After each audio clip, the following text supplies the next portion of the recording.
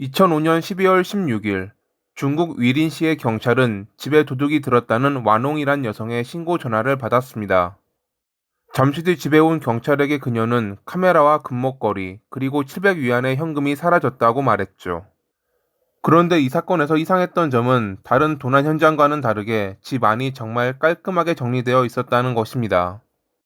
혹시 범인이 누군지 짐작가는 사람은 없냐는 질문에 완옹은 함께 살던 먼 친척인 조리도 함께 사라졌다고 말했습니다. 범인이 조리일 가능성도 있어 보였지만 사건을 조사하면 할수록 뭔가 석연찮은 점이 발견됐습니다.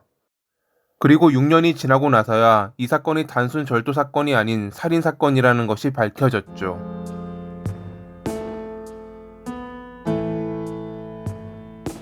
외부 침입의 흔적이 없던 집, 깔끔하게 정리된 집안, 그리고 사라진 조리. 처음 경찰이 그녀를 의심했던 것도 무리는 아니었습니다.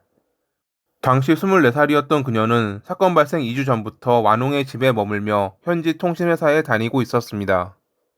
완옹이 신고할 당시 조리는 이미 3일 동안 연락이 끊긴 상태로 그녀는 3일 전부터 회사에도 무단 결근하고 있었습니다. 당시 완옹이 출장 때문에 집을 비우다 보니 3일이 지나고 나서야 신고했던 것입니다. 소식을 들은 조리의 부모님을 비롯해 지인들은 그녀가 절대 남의 것을 탐할 사람이 아니라고 주장했습니다. 현장을 조사하던 경찰은 그녀가 사용하던 방에서 예금이 들어있는 통장을 발견했고 그 밖에도 개인 물품들이 그대로 남아있는 것을 이상하게 생각했습니다. 만약 그녀가 진짜 범인이었다면 분명 이런 것들을 놔두고 갈 리는 없었으니깐요. 집 열쇠도 방에서 발견된 것으로 보아 그녀는 퇴근 후 집에 왔던 것이 분명했습니다. 일단 행적을 찾는 것이 우선이라 판단한 경찰은 3일 전 그녀의 마지막 통화 기록을 확인했습니다. 그녀는 매일 퇴근 후 부모님과 통화했는데 그날도 오후 5시 45분 무렵에 아버지와 통화했습니다. 당시 아버지는 바쁜 일이 있어 통화는 금방 끝나긴 했지만 딸의 목소리는 평소와 다름없었다고 기억했습니다. 그리고 1시간 뒤인 6시 51분에 그녀는 완옹의 어머니에게 전화를 걸었는데 전화를 받은 완옹의 어머니는 아무 소리도 들리지 않자 신호가 안 좋은 줄 알고 잠시 뒤 끊었다고 합니다.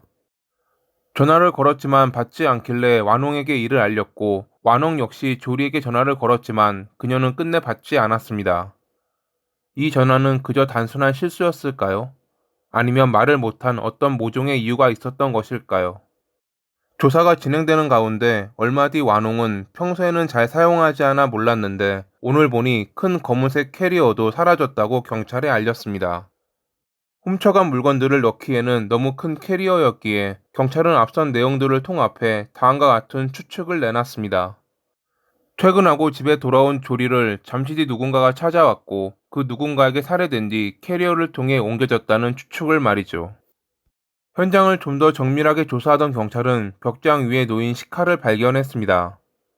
부엌에서 사용될 것이 왜 여기 있는지 이상하게 생각해 완옹에게 물어보자 그녀 역시 원래 그 칼이 부엌에 있던 것이라며 자기도 왜 거기 있는지 모르겠다고 답했습니다. 벽장 위에서 발견된 식칼은 이가 좀 나가긴 했지만 눈으로 보기에는 깨끗했습니다. 그럼에도 범행에 사용됐을 흉기일 가능성이 있다고 판단한 경찰은 이를 증거물로 보관했죠.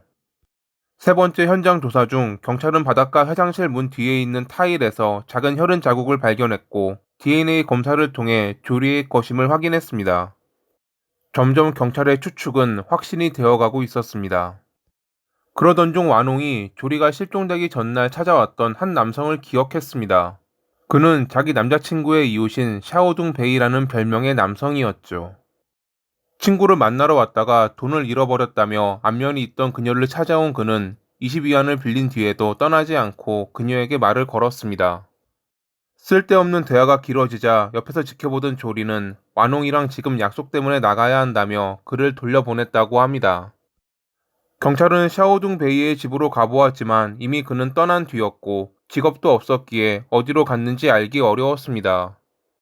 더 이상 별다른 단서는 발견되지 않았고 오랫동안 사건은 해결되지 않았습니다. 그리고 사건 발생 3년 뒤 경찰은 샤오동 베이의 여자친구였던 여성을 어렵게 찾아냈습니다. 그녀의 증언에 따르면 2005년 12월 16일에 갑자기 찾아온 그가 자기는 떠날 테니 누가 찾거든 모른 척 하라고 말하며 떠났다고 합니다. 12월 16일은 3일 만에 출장에서 돌아온 원홍이 조리가 사라진 걸 알아차리고 신고했던 그날이었습니다. 샤오동 베이의 본명이 웨이이며 과거 허난성에 살았다는 여자친구의 말에 경찰은 그곳으로 갔고 교도소에 수감 중이던 그를 찾을 수 있었습니다. 2005년 8월에 성범죄로 체포돼 교도소에 수감 중이었던 웨이. 그런데 조리가 실종된 날은 그가 체포되고 4개월 뒤로 당시도 그는 교도소에 수감돼 있었습니다. 그의 여자친구와 원홍에게 사진을 보여주었더니 그녀들은 그가 분명 웨이가 맞다고 주장했고요. 이게 어떻게 된 것일까요? 진실이 밝혀지기까지는 그리 오래 걸리지 않았습니다. 그에 대해 조사하던 경찰은 그가 쌍둥이라는 걸 알아냈거든요. 지금 허난성 교도소에 있는 웨이는 사실 그의 쌍둥이 동생 차오였던 것입니다. 1995년에 절도로 체포됐던 차오는 5년 뒤 또 범죄를 저질렀는데 중국은 5년 안에 범죄를 또 저지르면 가중처벌을 받기에 그는 형을 사칭했다고 합니다. 형은 지금 어딨냐는 경찰의 질문에 그는 연락한 지 오래라 모른다고 말했지만 부모님이 헤이룽 장성 출신이라는 힌트를 주었습니다. 경찰은 헤이룽 장성으로 향했고 마침내 거기서 웨이를 찾을 수 있었습니다.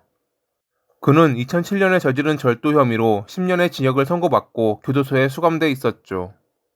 2000년대 중국은 데이터 통합 시스템이 구축되지 않아 교도소에 수감돼 있다는 것을 확인하지 못했던 것입니다. 당연히 자기 이름을 동생이 쓰고 있었으니 거기서 그는 동생의 이름을 사용했습니다. 막상 찾긴 했지만 경찰로서는 그가 범행을 저질렀다는 물증은 전혀 없었습니다. 그렇기에 일단 그들은 물증을 모을 때까지 그를 만나지 않기로 합니다. 괜히 먼저 만나서 경각심을 줄 필요는 없었으니깐요. 현장에서 발견됐던 식칼에 이가 나가 있던 것이 뼈와 접촉하며 남은 흔적이라는 걸 알아냈지만 아직 그걸로는 부족했습니다. 2011년 DNA 기술의 발전으로 식칼을 정밀 분석한 결과 손잡이 부분에서 정말 작은 조직 세포를 발견했습니다. 확인 결과 웨이의 DNA와 일치하다는 것이 밝혀지자 경찰은 그제야 교도소에 있는 그를 찾아가 사건에 대해 물었죠. 처음 그는 범행을 부인했지만 증거를 보여주자 얼마 뒤 자기가 조리를 살해했다고 자백했습니다. 그는 그날 다시 돈을 빌리러 완홍의 집에 갔다가 조리를 만났는데 어떤 이유인지는 기억나지 않지만 말다툼이 일어났고 끝내 그녀를 살해했다고 합니다. 그리고 마침내 경찰은 그가 말한 유해촌이라는 곳의 우물에서 백골화된 조리를 발견할 수 있었습니다. 2013년 6월에 재판부는 범행 수단이 잔혹하고 악질적이라며 그에게 사형을 선고했고 2015년 1월 22일에 그의 형이 집행됐습니다. 그는 법의 심판을 받아 세상에서 사라졌지만 피해자의 가족들에게는 영원히 지워지지 않는 상처를 남겼습니다. 특히 조리의 어머니는 아직도 딸이 살아있다고 믿으며 길에서 딸과 비슷한 연령대의 여성을 보면 딸이 돌아온 줄 알고 이름을 부르며 쫓아간다고 합니다. 이러한 슬픈 사건이 더 이상 일어나지 않기를 바라며 이만 마칩니다. 오늘도 시청해주셔서 감사합니다.